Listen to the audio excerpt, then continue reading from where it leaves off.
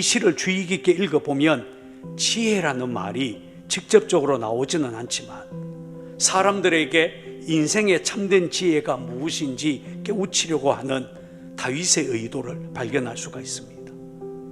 다윗은 여기서 두 부류의 인생이 있다라고 말합니다. 하나는 하나님을 모르는 인생이요, 다른 하나는 하나님을 알고 하나님의 빛 안에서 사는 사람들입니다. 그런데 악한 마귀는 지금도 마치 하나님도 없고 빛의 세계도 없는 것처럼 교묘하게 사람들을 속이고 있습니다. 이 빛의 세계를 무너뜨리고 세상을 다시 캄캄한 어두움에 빠뜨리려고 시도하고 있습니다. 때로는 그런 시도가 성공을 거둘 때도 있었습니다. 전쟁이 일어나서 세상을 공포에 몰아넣기도 했고 하나님을 부정하는 사상이 세상을 장악하기도 했습니다. 그러나 여러분, 그럴 때라 할지라도 우리는 흔들리지 말아야 합니다.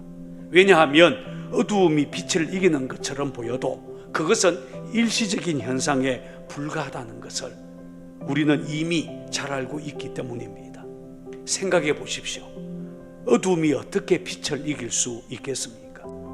아무리 검은 구름이 하늘을 덮고 있어도 그 구름 뒤에는 찬란한 태양이 빛나고 있고, 밤이 아무리 캄캄하더라도 아침이 오는 것을 어떻게 막을 수 있겠습니까?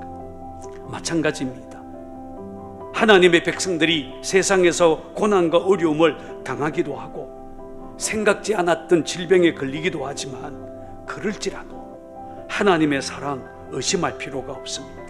우리는 이 시에서 가장 먼저 다윗이 하나님을 모르는 악인들의 실상에 대해 정언하고 있다는 것을 주목해야 됩니다. 여기에 보면 다윗은 악인은 그의 눈에 하나님을 두려워하는 빛이 없다라고 말합니다. 그래서 너무나 쉽게 죄를 저지릅니다. 사람은 하나님이 믿어지느냐 믿어지지 않느냐로 갈라집니다. 도무지 하나님이 믿어지지 않는 사람이 있습니다. 다윗은 그런 사람을 악인이라고 불렀습니다. 두 번째, 우리는 이 시에서 다윗이 하나님의 인자하심에 대해 정언하는 것을 주목해야 됩니다. 5절에 보면 다윗은 주의 인자하심이 하늘에 있고 주의 진실하심이 공중에 사무쳤으며 라고 말합니다. 이 말은 하나님의 인자하심과 진실하심이 더 높은 하늘을 가득 채울 만큼 풍성하다라는 뜻입니다. 그러므로 여러분, 우리는 하나님의 인자하심, 그분의 진실하심에 대해 조금도 의심할 필요가 없습니다. 하나님의 사랑도 우리를 구원해 주시는 사랑이고 하나님의 공의도 우리를 구원해 주시는 공의라는 것입니다. 마땅히 심판을 받아 저 지옥불에 떨어져야 할 인간들이지만 온 하늘을 가득 채울 만큼 크고 놀라우신 하나님의 사랑이 독생자 예수 그리스도를 이 땅에 보내셨고 인간들을 대신하여 십자가에 달려 죽게 하심으로 죄와 죽음에서 우리를 구원하셨다는 말입니다. 여러분, 사람은 다 똑같지 않습니다. 하나님 만나야 인생이 달라집니다. 마치 어두움에서 빛으로 나오는 것과 같습니다. 하나님을 모르는 사람들은 자기들이 똑똑한 줄 알고 하나님이 어디 계시냐, 하나님이 살아있다면 세상이 어떻게 이룰 수 있냐라고 따집니다. 그런데 참 이상합니다. 하나님을 만나게 되면, 진짜 하나님이 믿어지게 되면 이런 세상의 모순이 문제가 되지 않습니다. 왜냐하면 하나님의 사랑과 진실, 그분의 의와 공평이 너무나 분명하기 때문입니다.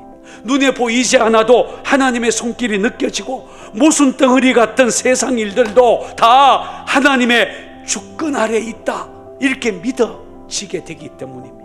세 번째, 우리는 이 시에서 다윗의 마지막 기도를 주목할 필요가 있습니다. 영적으로 보면 사람은 두 부류밖에 없다는 것입니다. 하나님이 믿어지는 자와 믿어지지 않는 자, 하나님의 생명을 받아 하나님의 빛 안에 사는 자와 그 영혼이 죽어서 어두움에 속한 자, 주의 그날 아래 피하는 자들은 주의 집에서 살찐 것으로 풍족하게 될 것입니다. 주의 복락의 강물을 마시게 될 것입니다. 그러니 여러분, 영생, 하나님의 생명을 귀하게 여겨